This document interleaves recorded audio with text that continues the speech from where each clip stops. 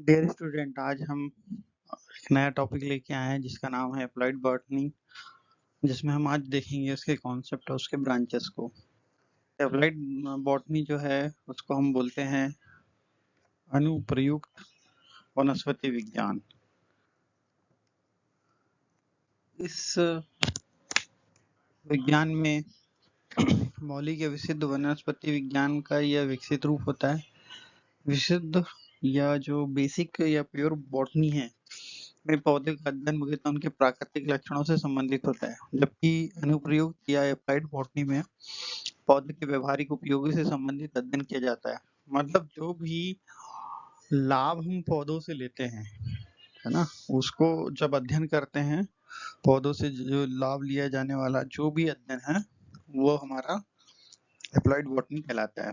जैसे मनुष्य की भोजन, कपड़ा, औषधि, पानी, शुद्ध हवा एवं अनेक आधारभूत आवश्यकताएं, या हम अन्य किसी जानवर का जो पौधों से लाभ मिलता है, पौधों से जानवरों के लिए जो भी लाभ मिलता है हमें, चाहे उनको चारा मिलता हो, चाहे और जो भी कुछ, उन सभी उत्पादों की पूर्ति होती है पौधों से, और इसी का अध्ययन जो होता है वो हमारा एप्लाइड बॉटनी कहलाता है।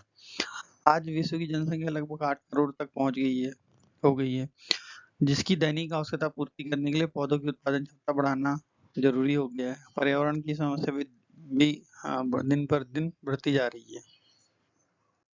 ऐसे समय में पर्यावरण प्रदूषण निरंतर बढ़ते जा रहा है, ग्लोबल वार्मिंग पर भी नियंत्रण मुश्किल हो रहा है, जैव विविधता का भी स्तर निम्नतर या ह्रास हो रहा है। इन सभी समस्याओं के हल के लिए विज्ञान और तकनीक में आए विकास ने नए नए रास्ते निकाले हैं। 1970 के बाद जब जेनेटिक इंजीनियरिंग का विकास हुआ और प्लांट कल्चर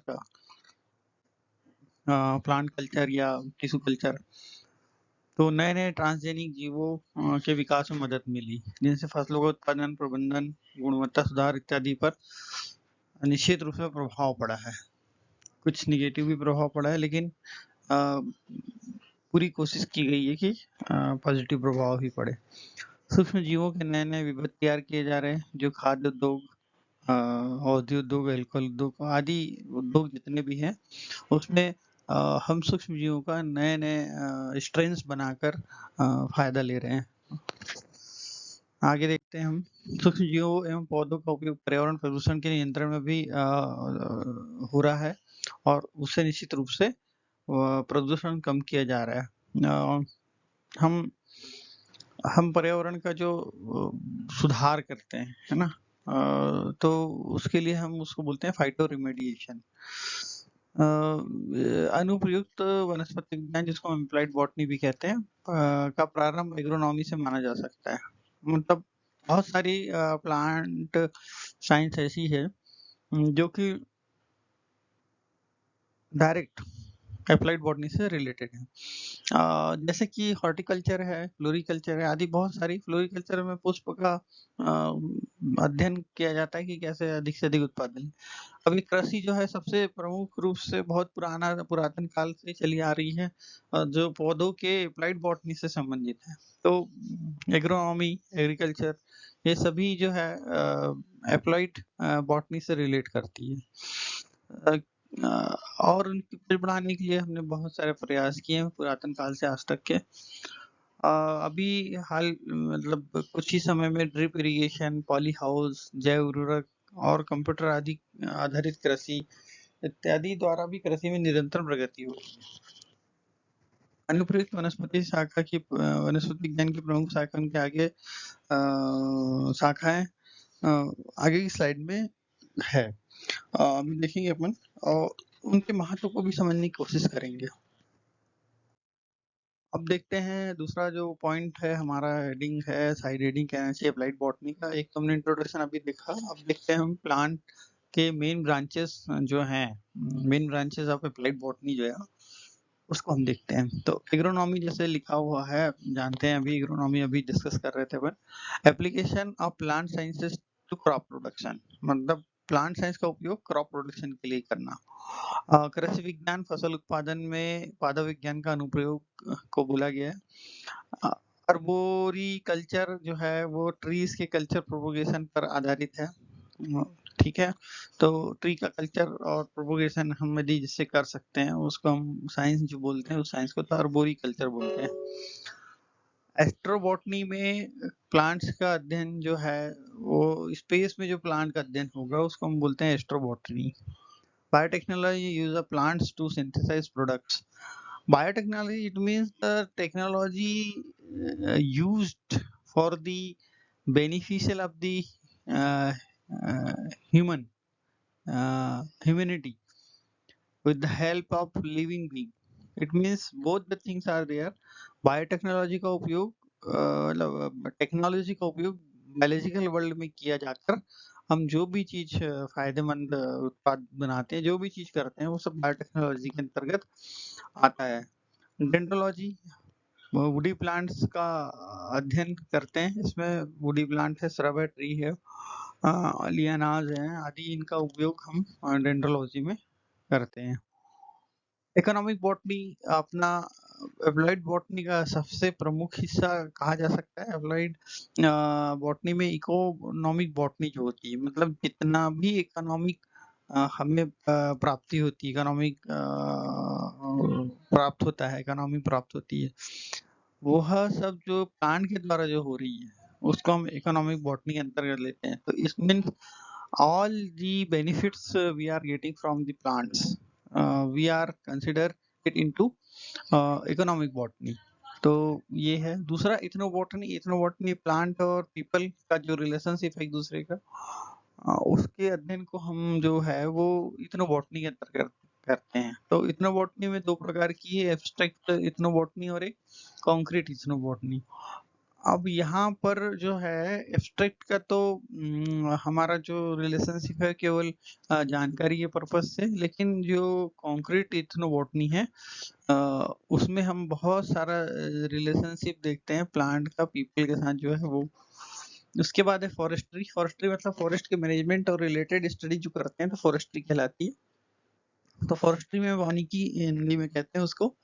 और यह फॉरेस्ट जो होता है उसके मैनेजमेंट, उससे उसके बारे में हम जो भी अध्ययन करते हैं या कार्य करते हैं फॉरेस्ट्री कहलाता है।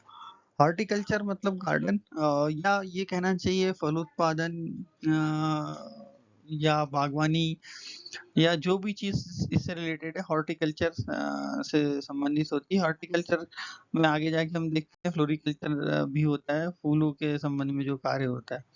इसके बाद हम देखते हैं मेराइन बॉटनी। मतलब मेराइन मतलब समुद्र। समुद्र में जो संबंधित वनस्पतियां रहती है जो उसका अध्ययन हम करेंगे तो उसको हम कहते हैं मेराइन बॉटनी। माइक्रो प्रोपगेशन, हम छोटे छोटे पौधे उत्पन्न करते हैं। Micro propagation it means propagation जो हम करते हैं पौधों का रैपिड प्रोपगेशन, मतलब बहुत तीव्रता से प्रोपगेशन कर लेते हैं टिश्यू कल्चर और अन्य मेथड्स द्वारा, टेक्निक्स द्वारा। उसको माइक्रो प्रोपगेशन कहते हैं। माइक्रो मतलब सूक्ष्म, प्रोपगेशन मतलब बढ़ाना, संख्या में बढ़ाना।